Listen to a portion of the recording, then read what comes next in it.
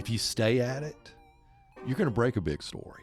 You're going to get that interview. Something's going to happen. I've seen it with the newspaper. I've seen it with the radio that I've done. I've seen it with the podcast, and I definitely have seen it with the blog.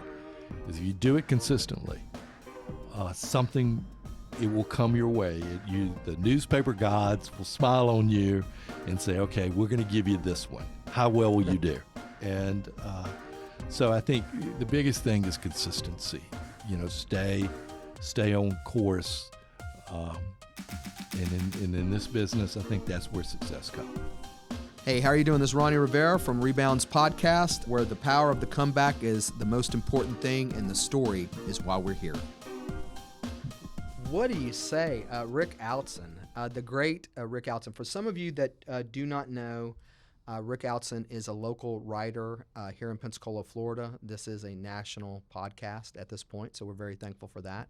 But we still have an opportunity to bring on local talent here in Pensacola, Florida. I'm honored that I get to be local talent. Thank you. And before we get started here, I'll tell you, I had an opportunity to sit with you a few weeks back when I started thinking about this project, and I thought, man, is this worthwhile? And kind of taking some tutelage from you, and I feel good about the lunch that we had and the encouragement that you gave me on this project. So thank you again for being here this evening, Rick. We certainly appreciate you being here. Well, thank you. Yeah. So I've had an opportunity to review your resume, and that's kind of how we always start this podcast. We kind of look over your resume a little bit. Your resume is, for the best part of everything is, you're Pensacola's Inweekly writer here, and so you write a lot. You've wrote a few books. Actually, I'm the owner, but I am a writer. I'll take that too, and the publisher. I think that's important, and maybe we'll talk about that, right? The things that you've done. I mean, you've done a lot with this paper. You're not just the writer of it; you're the owner of it. Right. But more importantly, that you were student body president at Ole Miss, right? Right. In 1981. Hotty toddy. And I do need to correct something that I said last week. I had Meredith in, and she also went to Ole Miss, and I referred to William Faulkner as James Faulkner, and I was totally wrong about that. That's his son. And a lot of people don't know that James Faulkner, I just got it wrong, and so I'm trying to make myself right this week. If William Faulkner was certainly Ole Miss's favorite son, then you're Pensacola's better son. How about that? Fair enough? I may be more like James Faulkner, but it is. But yeah, no, there's a lot of great stories about William Faulkner and his home. Roanoke is right on the edge of campus, and interesting cat. Before we go any further, tell me a little bit about your time there. Before I even get into this interview, tell me about your time at Ole Miss, because it's 1981. It must be a pretty interesting year while you're there. Well, I was there 75 to 79. Okay. It was, the thing you do to get an Ole Miss is I learned how to color, so that got me in. I think their acceptance rate is like 98%. It was fun. I mean, it was a university for me. I grew up in a very small town, a very little Catholic school, with less than 50 students in my class. That all of us went to school together from first grade on. To go to college, to all of a sudden, it's okay to be smart, and it's okay to challenge ideas, and I was challenged at Ole Miss with a lot of great ideas. Got involved in student politics. Part of that was when I was my freshman class going through orientation. In the orientation class, they picked out two guys, and they said, one of these two are going to be the student body president. And I said, hell no. I said, there's no reason why I can't be. That's right. So I tried to figure it out, how to do it, and gradually worked my way up through the system where I won a 5-man race for student body president my junior year without a runoff. And a lot of what I know about politics I learned at Ole Miss. Ole Miss politics is very interesting, very it was a great lesson. A lot of people that were student body presidents went on to be senators and governors. And it was a great opportunity to see politics up close. I got to meet Bill Clinton. He and I were on a panel together. He was the state treasurer of Arkansas. Got to meet James Meredith, who was the first African-American enrolled at the university. In fact, there were, in the Lyceum at Ole Miss, there were still bullet holes from where snipers were trying to shoot at the National Guardsmen. So it was an interesting process. It was a great process. I love the university, but it taught me a lot about politics.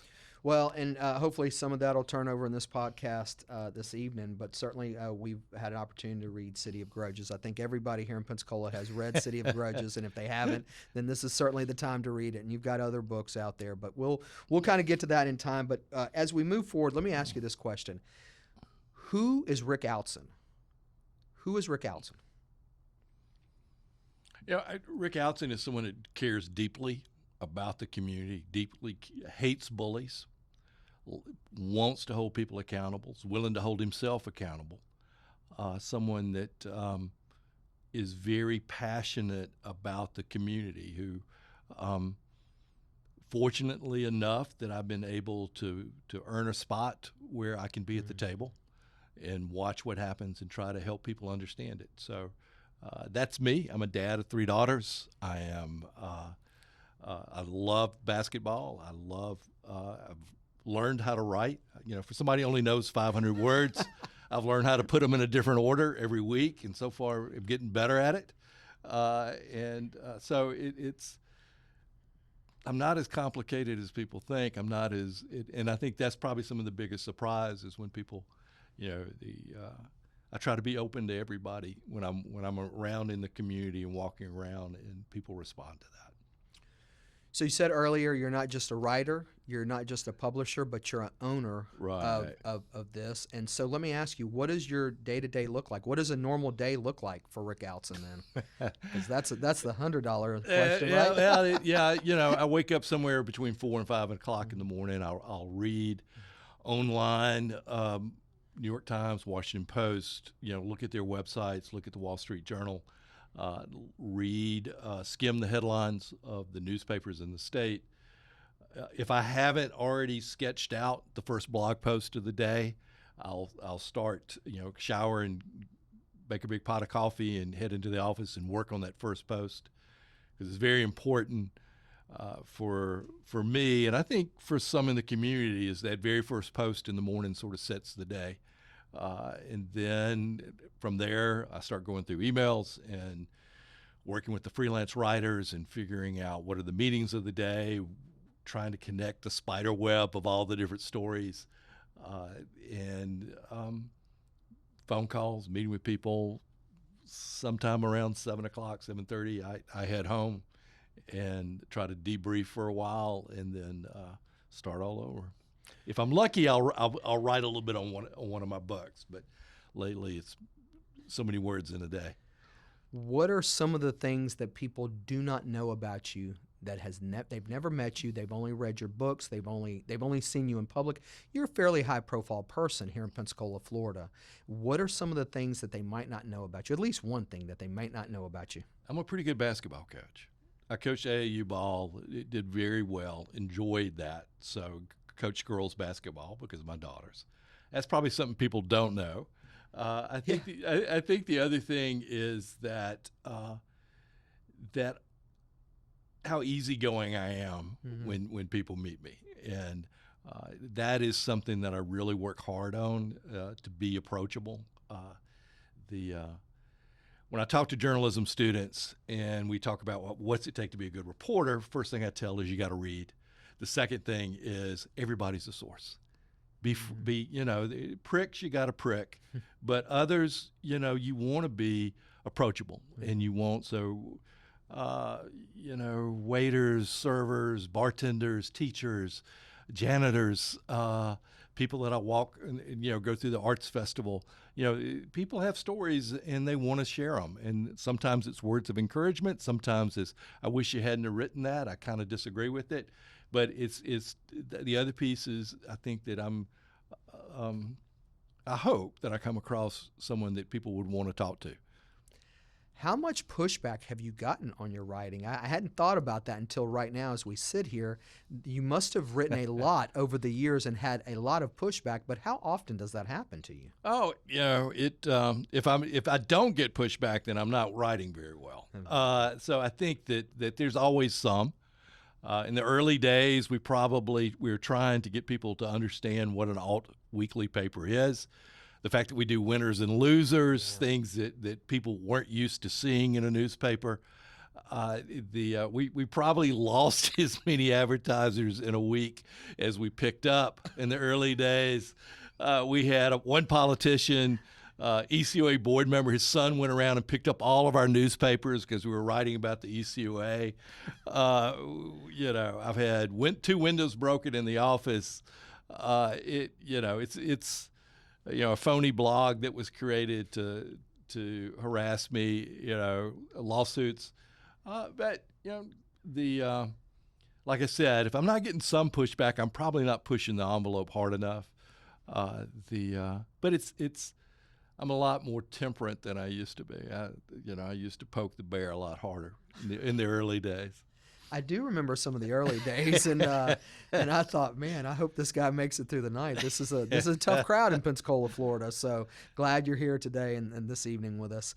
If you had a few words to sum yourself up before we move on to your setbacks, what would those words be? If it's just a couple words to sum you up, how would you sum yourself up? I would say passionate, hopefully clever, and engaged. Yeah. I appreciate that engagement, and I know a lot of people in Pensacola appreciate that engagement more than people probably tell you on the street, so thank you for that. We're going to kind of sort of start talking about the setback that you're here for this evening and kind of talk about.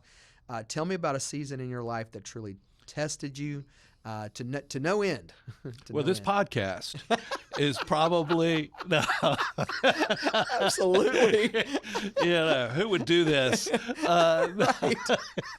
No, really, starting the paper. In the early days, it was we started the Independent News. Initially, Joe Scarborough, who we thought was going to be a part of the paper, decided he didn't like me being in charge of the paper, so he started Florida Sun. We battled it out every week in a town that's really too small for one weekly newspaper. Yeah. We ended up merging it. Joe eventually left the paper and moved on. I think he's working somewhere in town or somewhere. I hear rumors, but in those days, it was just a struggle to pay the payroll, to pay the bills. Just when it seemed like we were getting things going, Hurricane Ivan hits. We wake up and all our customers were out of business. All of our racks were gone. We had to pretty much go down to a real skeleton crew to operate. Lived off credit cards for a year. Finally paid those off 7 years later. And just, is it really worth it? And could we really make a go of it? And we really, I felt like there was a place for our kind of newspaper in this town. I felt that there was a voice that wasn't being heard. And we really believed the Main Street sewage plant needed to go. We believed in the Maritime Park. We helped create the Pensacola Young Professionals. We started to gain traction because I think when you go through that kind of crisis, you really had to narrow your focus on what you're going to write about. So we cut a lot of fluff out of the paper that we had before and really zeroed in, I think, on the real issues. And I had Dwayne Escobedo was my editor at the time, and we just said, if I'm going to go down, I'm going to go down swinging. So we really came aggressive on issues, and it started to work slowly but surely. It began to click. The Maritime Park passes, PYP starts to take off. People start to see that we're having an impact. What we write about is true. We're not just, we were called a rag. We were called, we have to give our paper away because nobody would pay for it. We dealt with a lot of criticism from very powerful people in town, and it started to change. Then we had the Billings murder case, and all of a sudden I'm on, profiled by the New York Times. We have the BP oil spill, and we're one of the few in along the Gulf Coast that didn't take an ad from BP. We decided that we were going to stay on the side of the citizens, and that built a fan base. And I think from there, we've evolved and learned a lot, but when you wake up in the morning and you lose everything, and you say, how can you survive? And that was probably the darkest, was that time right after Hurricane Ivan. Take me back to that. Let's first look. How long is this process between the time it starts and the time you kind of have this thought? Well, hey, things are getting a little bit better. Take me. What is it? A year? Is it 2 years? Is it 3 years? It was golly. It was probably 5 years. About 5 years span. There were some things that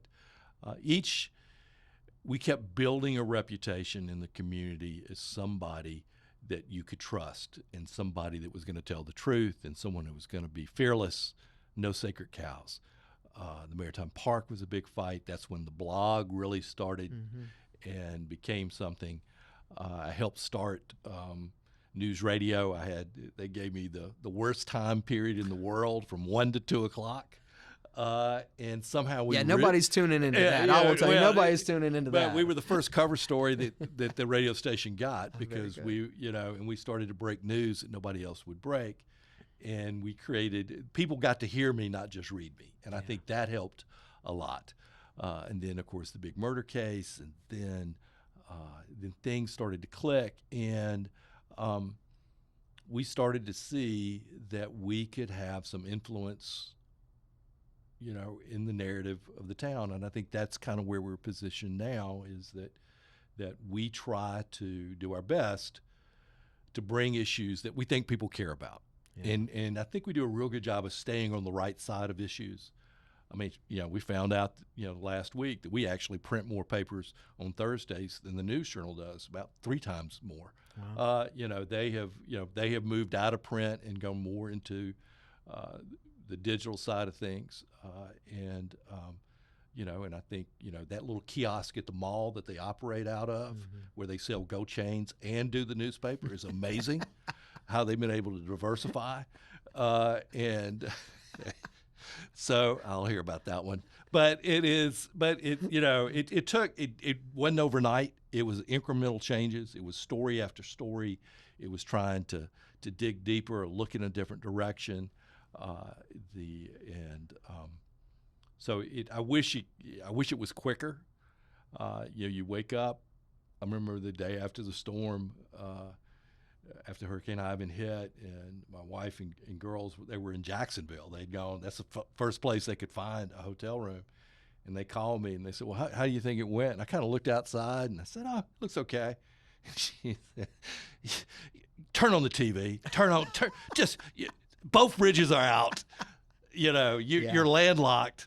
And I said, "I guess I better go to City Hall." And from there on, I mean, how to build an office, how to build back a paper, all those challenges were in front of us, and some really dark days, because it was the people in power were not happy that we were there. Life would have been easier for them if we weren't, and that was, to come on the other side of that, it's interesting.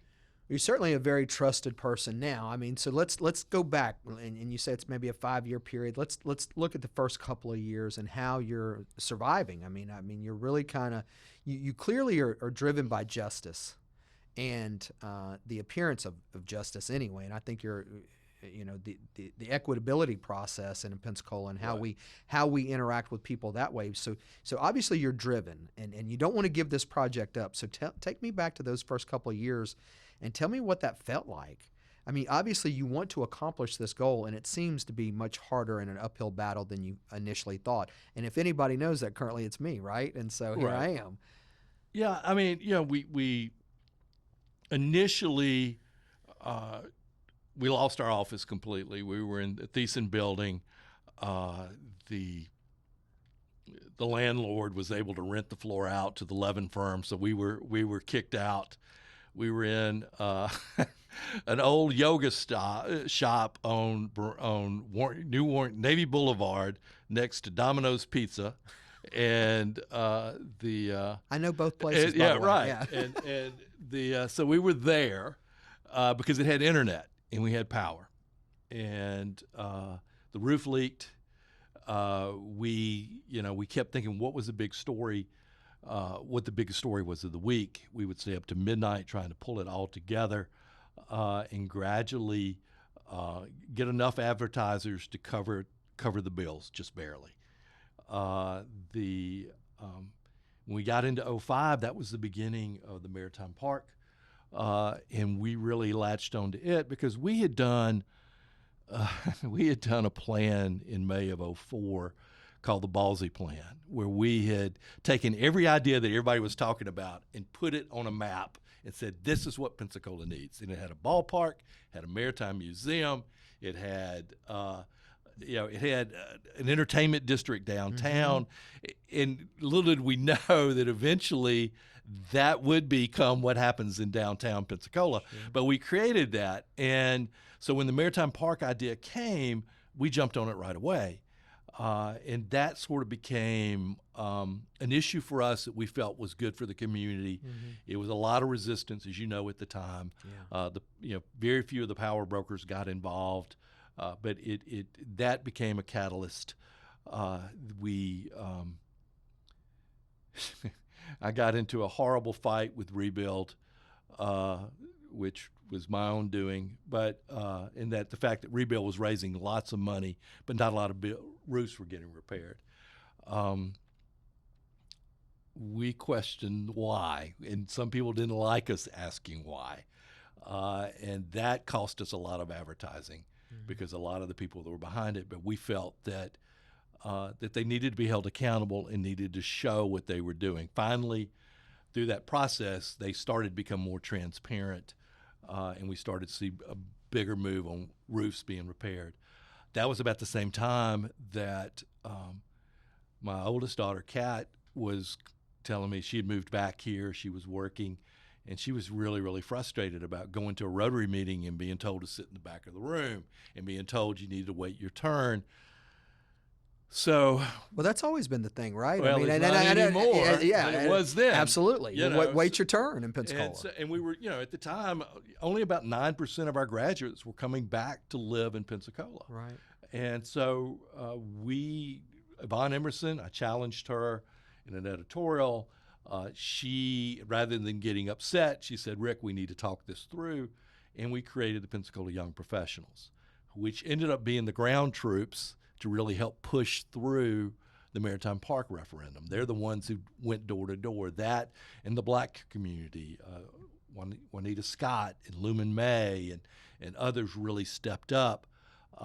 And that success, I think we showed that our power had influence. The newspaper, we could help not only criticize, but we could help build something. Yeah. That happened. Then we created an idea called the Power List, which was done on a cocktail napkin about who's the most influential person in town. We do that issue, and we did it sort of as a joke because our regular cover story had fallen through, and I had the cocktail napkin, and I said, well, why don't we do this? And we did it, and the first list only had about 50 people on it. And we didn't sell any ads around it, we just did it. And Fred Levin was at the top of the list. And all of a sudden, we're getting phone calls. You don't think I'm powerful enough to be on the list? Why am I number 29, not in the top 5?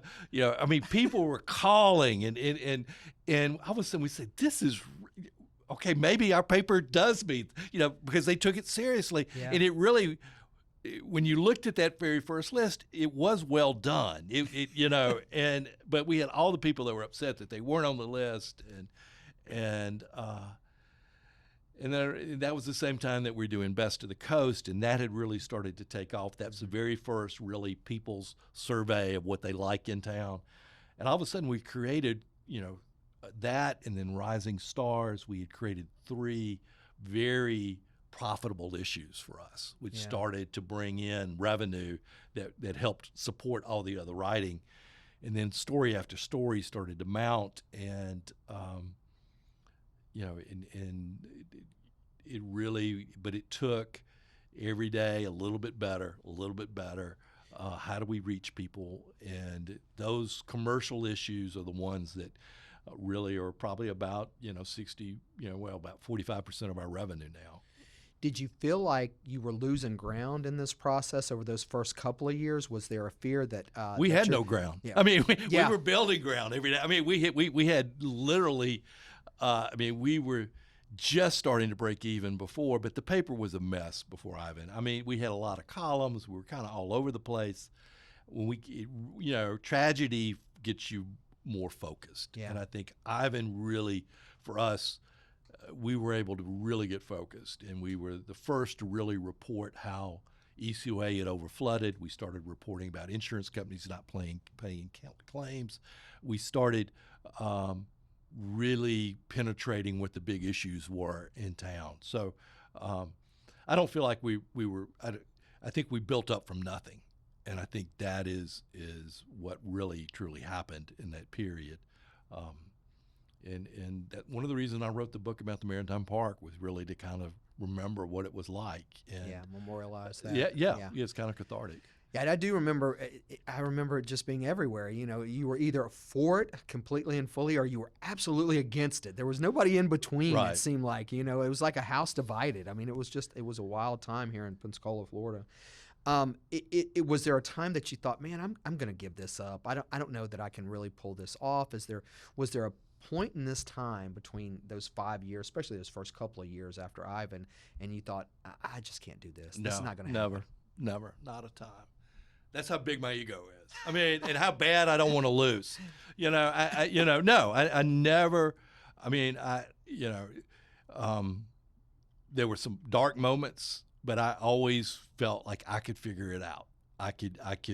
If this door got shut, we'd figure out how to do this. And those doors kept opening. A different angle, a different advertiser would come forward. So no, I didn't. I never. Even when Joe and I were fighting, in that period where Joe was able to take control of the paper, I still felt like I was going to get it back. I didn't. So are you strapped with cash during this? I mean, how are you moving this project forward? Are you living on credit cards? Or are you? Well, it's Mr. MasterCard, Mr. Visa. Primarily. Yeah, a small business owner does that. Yeah, we had a good to. one. We did it. We stretched it out. We ended up paying everything off and being able to do it, but we stretched it really, really thin, and and there were times where people held, staff held their paychecks for a little bit, but sure we had the money to cover it. Our printer let us run the bill up a little bit, and we were able to work it back off. We got some cooperation with our vendors to help us through it because everybody was struggling after Ivan. Yeah. So, Rick, let me ask you then. I mean, that's a pretty interesting point that you have about this, about how you kind of moved it forward a little bit. So there must have been a process where you started picking stories and saying, hey, man, this story may do better than this story. Was there a process that happened for you? Or tell me a little bit about how you started picking stories, doing the research, that kind of stuff. How did that work? Well, I think after Ivan, we were looking where were people hurting. Okay. We were seeing, the stories of the water overrunning ECOA were huge, and we had already been very aggressive. One reason our papers got picked up by ECOA was that we were aggressive that they needed to move the sewage treatment plant, but that happened. We started hearing that insurance companies weren't paying claims, and we just kept going from story to story where we felt there was someone in pain. Someone had a story that needed to be told, and we did our best to try to do the research and pull those stories together. So it became, and once you do a story like that, Ronnie, what happens is people will come with you with more stories. They will share more things of what's going on in their community, what they're seeing. So it became, it started to sort of feed itself that we kept getting more and more tips on what was going on. We had a problem there where we had Bubba's on patrol, which were when they deputized code enforcement officers and they were doing traffic stops and going, SWAT team calls on on people. We did that. We did a lot about trash talk, about how to do recycling and how hard that was going to take. And it was, and then a lot about poverty and the disparity between the black and the white community. And so story after story started to click. And I mean, what we look at, and we're still, the way we look at it now, I'm very fortunate to have a very great editor. Joni Delasine is my editor. We're constantly looking, we sort of balance each other out on the kind of stories that we're looking for. But it is, we look at what the issues are, what's happening in government, and then what's happening in the community, and then try to find, get the best information to people that we can on those things. Were there any conversations that you may have had with anyone in those days when you thought, oh man, I'm glad that we're doing this because this person is extremely upset about this issue, or there's something that I'm seeing that everybody needs to see? Were there any of those kind of conversations taking place in your office or around you at all? About every week. If we were going to upset someone on some of the stories, because back then it was a very different situation. You had, in the 2000s, the community was pretty much controlled. The county was by three individuals. You had Sheriff Ron McNesby, George Tuart was the county administrator, and Mike Whitehead, who was, for the most part, the county commission chairperson for most of that time. And they controlled county government. And they did some good things. They did some things that we questioned, and we were willing to challenge them on that. I thought we saw the same thing at the city council level, in that it was a county administrator form of government. Tom Bonfield was the city manager. He was a nice person. But they and the council had been there for over 10 years, and it was getting stale. And we felt like we needed a strong mayor. So that ruffled feathers. There were times when when I walked down the street, people would walk to the other side of the street. Because when you talk about a sheriff has an army. And he has very loyal friends that have had favors done for them and their children. You do a story, not now, but then. I don't want you to get in trouble with your boss, but not now. I want to make that very clear. But it was, but you dealt with, that a lot of backroom deals were being done that people didn't want to have exposed. And so it was our job, we felt, to try to uncover those. So there were times when I think we really made a difference. Mm-hmm. I think we really made a difference in trying to help with recycling, getting that done at the county and the city level. PYP was very much behind it. We were able to work with them on it. I think a lot of our writing about BP helped our area, because people were upset in the tourism business that we were talking about the oil spill. But my concern was that if we didn't talk about it, that all that BP settlement money would have gone to Louisiana. Yeah. And we never would have seen it in Florida. And I think that a lot of the Triumph Gulf Coast and the great things that we've had since then, because of that $20 billion, it's been a game changer for our community. Yeah. And I felt like we had to fight, even though people were upset. Some people were upset with us at the time. We didn't need to sugarcoat that there were, oil all over our beaches, or tar balls. And in covering that up or denying it was not going to help us in the future. Yeah. And so I think we really, truly made a difference there. We did a big story about deaths in the jail and actually changed the medical facilities that were done in the jail when the county was running it. So I feel there are times that we've really made a difference. Yeah, I agree.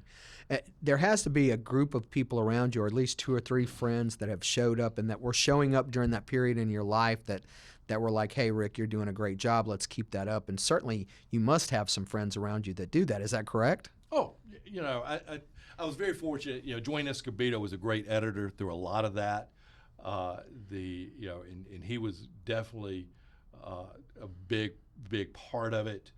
And I look at the people that were around me. Jeff DeWeese helped me a lot on stories. Cena Madison produced my radio show.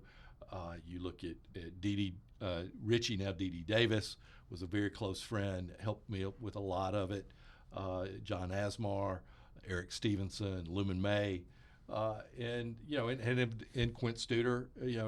I've been fortunate that have developed a lot of friends that have been supportive, and the community's been really supportive. I mean, you went from that period where you're wondering if you walked into a room. My daughters used to say, "Well, Dad," they were afraid to use our last name because they didn't know if they liked you, they liked me or not. And they said you could go in a room and you had half the room would like you, Dad, the other room would hate you, and then the people in the middle can't decide which side to go on. And that's I think over time, as I've gotten more gray hair and less hair, that has sort of I've won people over more since then, and I think people understand that I'm going to have strong opinions. I'll try to back it up with as many facts as I can. It's not whimsical or vicious. It's based on the facts, and I think people appreciate it. I will say that I think you're one of the only people that is very committed to their opinion and backs it up. So there's no doubt that you're committed to your opinion for sure.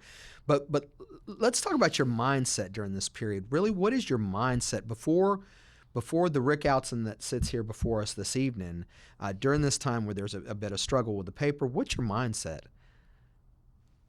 Well, because your mind, because you're also the business owner and you're writing. And the thing about a newspaper and a blog is that you've got really two customers. Your customers are the readers, because if people don't pick up your paper and they're not talking about your paper or talking about your blog, then advertisers aren't going to be with you. Mm-hmm. And then advertisers need to be comfortable with you and realize they're going to get something for their money out of it.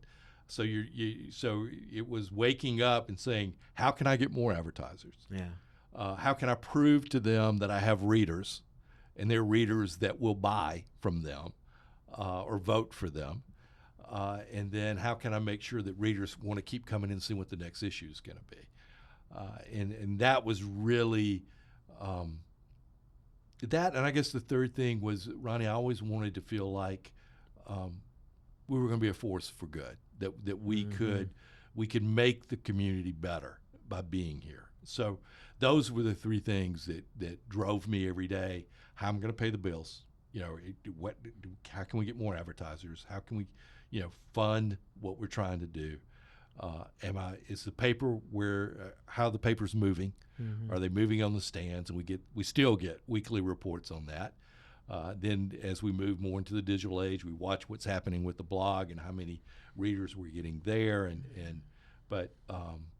then we, have to check ourselves. Are we making a difference in the community? And I think in those dark days, we were still driven by that, And see, I grew up in a little bitty town, in the town in Greenville, Mississippi, and it was known for its daily newspaper, the Delta Democrat-Times.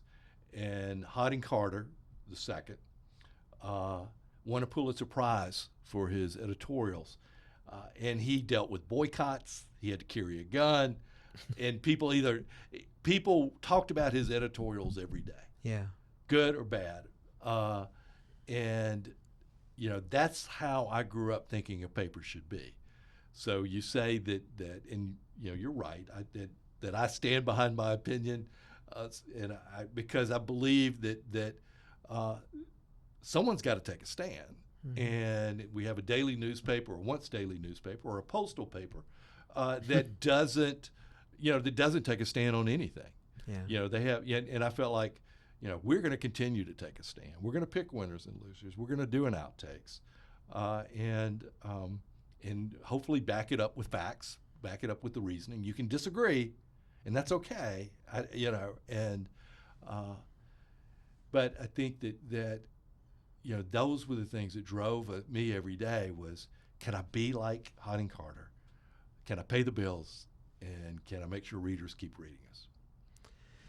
So we're talking about this period, about a 5-year period, and it kind of starts out a little rough, and then but there has to be a point towards the end of that 5-year period, and you finally look around and you say, hey, I've made it.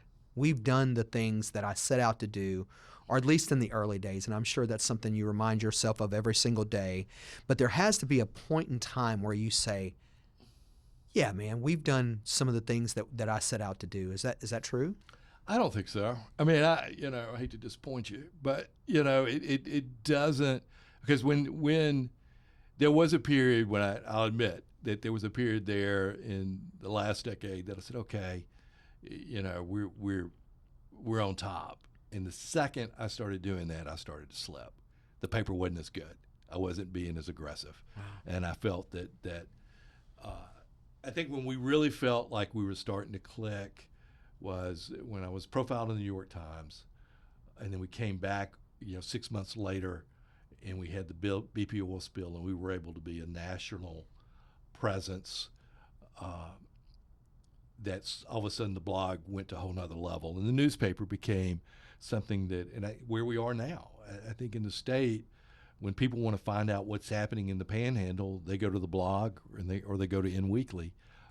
And I have a really good relationship with most of the major newspapers that aren't owned by Gannett in the state of Florida, because they look to me. They want to understand UWF. They want to understand drag shows. They want to understand, how the economic development's going so well in this part of the state. So we've become a window to Northwest Florida.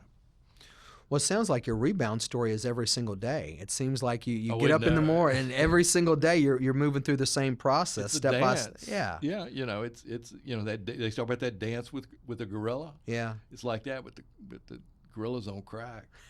I don't get to pick a song or stop. Right. It's what it is. It never. But it's a rhythm to it. It's Yeah. a rhythm to all of it. I'm sure you have a rhythm to your life, and for me, it is the blog and the paper. When I did radio, that was part of it. But it's if all the pieces are working, everything goes smoothly. Then there's always going to be a hiccup, and then you got to readjust and figure it out. This year's been an incredible year. The UWF story has been huge, and we've been fortunate enough to be catch on to this one really quick, and for people to understand it, and built a whole new set of readers because of it. And then there've been more and more stories since. So we're it's really been interesting to see this happen this year.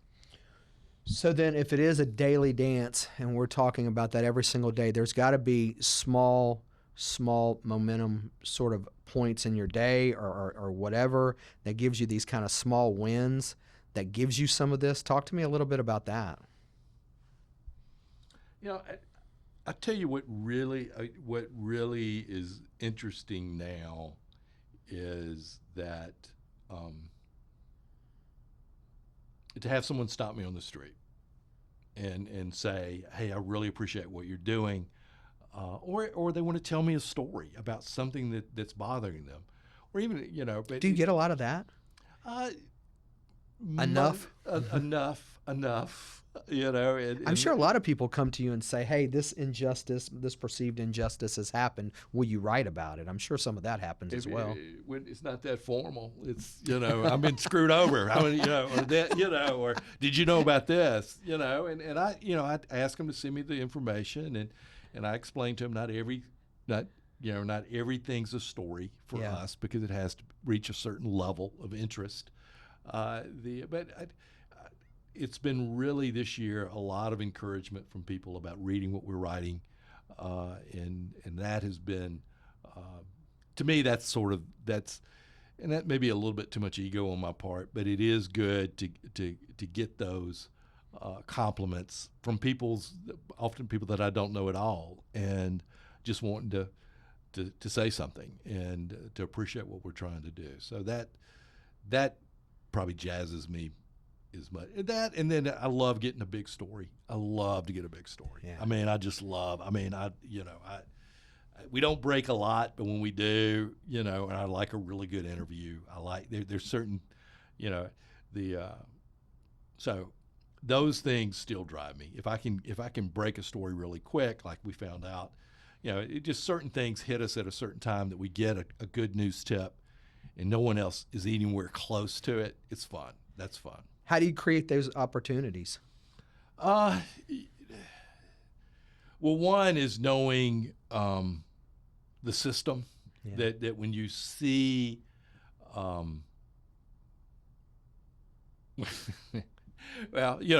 what I know is that every quarter Michelle Salzman's going to file her financial statement, and every time she does it, she's going to spend more money than she brought in.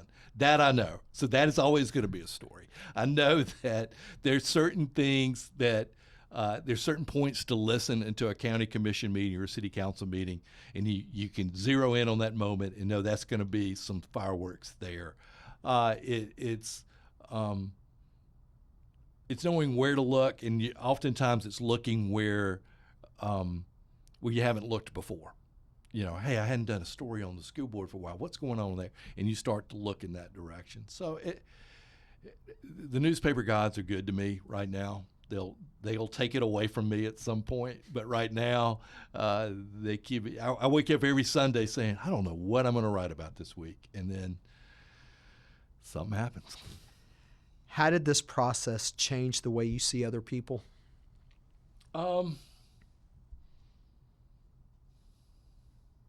That's a good question. I think I approach people more open than people think. I mean, I am looking and listening and watching. So I think that I'm not quick to judge people. Buck O'Neill, Hall of Fame Negro League player, one of his quotes that I really, really like is, no person's one thing. Yeah. So no one's all good, no one's all bad.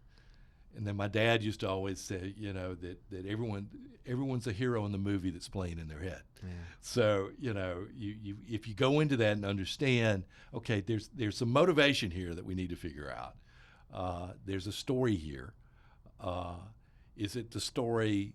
Does it have legs to it to where it's big enough for something to write about, or is it something to store and maybe something else will happen down the way, and I'll remember this story to go with that story, and then it becomes something bigger.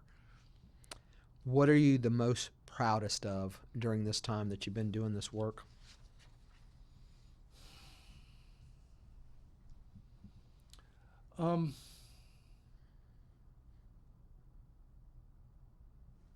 That one's hard. I mean, that one is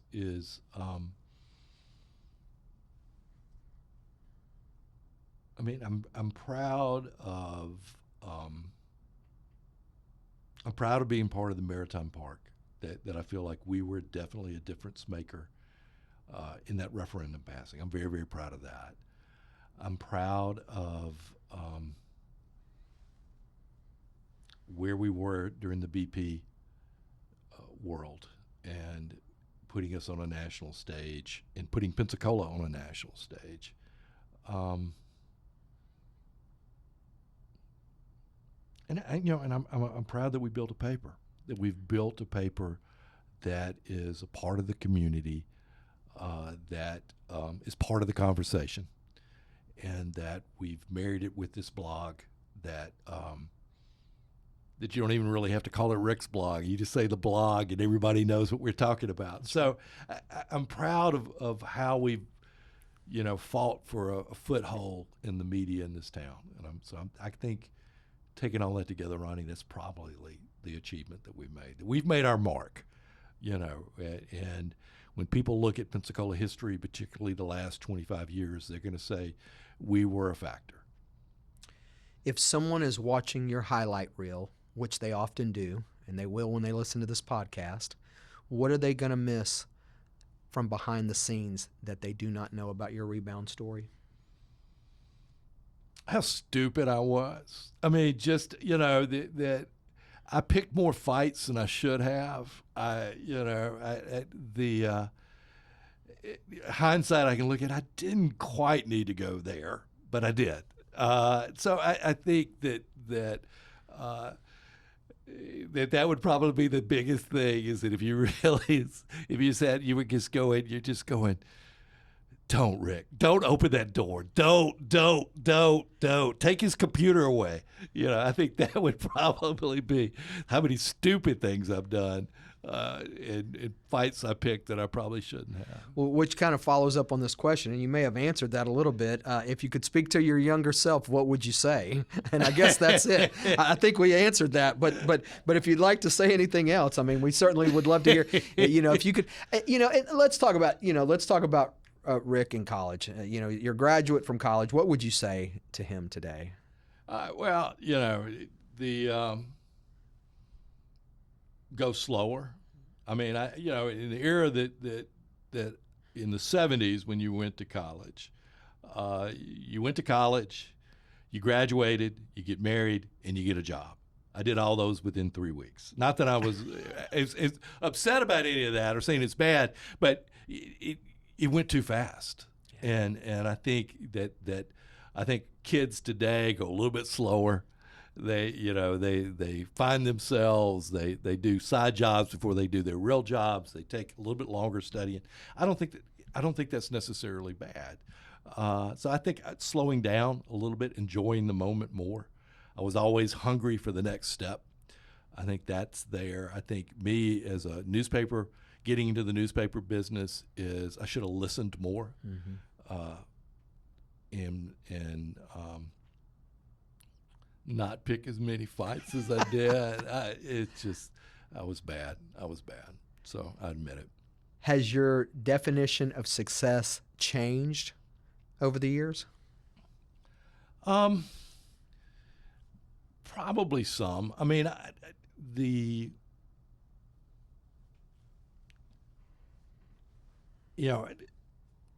one way I gauge myself and gauge our paper is that I want us to be a part of the narrative. I think we have the ability now, Ronnie, that when there's a story out there, that people trust us in the way we tell the story. And I think that's important. You could take a story and slant it in a way that is not a truthful telling of the story. Yeah. And what we try to do is take the story from the point of view of what's the reader going to care about. And so I think that for me, to be a part of the conversation and to tell the story as truly as best we can, and get readers to understand it, hopefully care about it, then that's what we want to do. And that's how we've really geared ourselves. Is you read one of my blog posts, aside from the typos, is that you're gonna get the story. You're gonna get it very succinctly. You read an article in the newspaper. You read on outtakes. It's readable. And hopefully you'll want to finish it. And that is what we try to do. What practices do you do every single day that keeps you grounded and where you're headed?